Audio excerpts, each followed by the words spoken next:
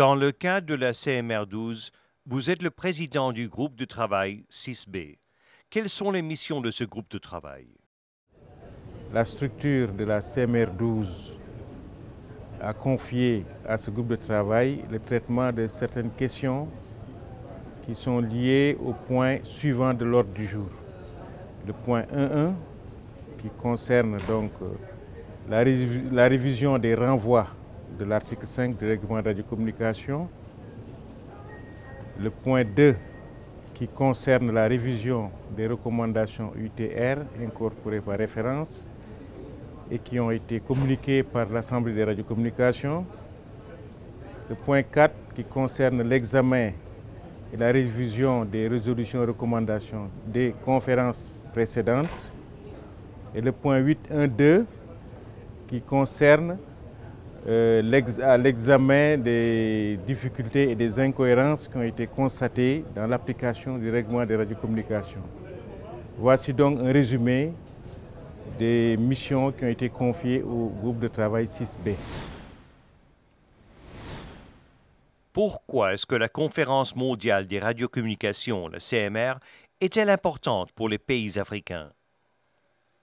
Et les CMR sont organisés pour réviser les règlements compte tenu des besoins en spectre des administrations. Et donc, comme les pays africains sont membres de l'UIT, pour les besoins de développement des réseaux de télécommunications, donc nous avons souvent besoin de spectres. C'est pour ça que la CMR 12 est, à mon avis, importante pour l'Afrique.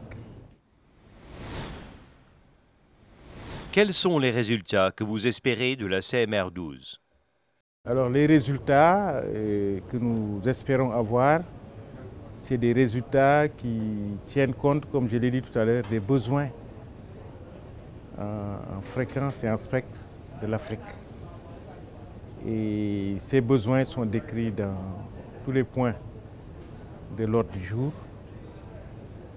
Et donc c'est le résultat qu'on attend, la satisfaction des points qui sont des questions qui sont liées au point de l'ordre du jour. En termes de radiocommunication, comment voyez-vous le futur pour l'Afrique? Nous avons noté beaucoup de progrès en ce qui concerne l'application du règlement. Notamment, je peux citer, en 2007, il y a une bande qui a été identifiée pour les IMT.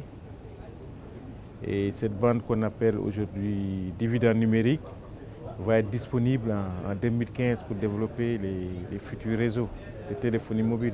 Nous comptons quand même sur le soutien des autres groupes régionaux avec qui nous discutons beaucoup, nous échangeons, essayer de trouver des compromis.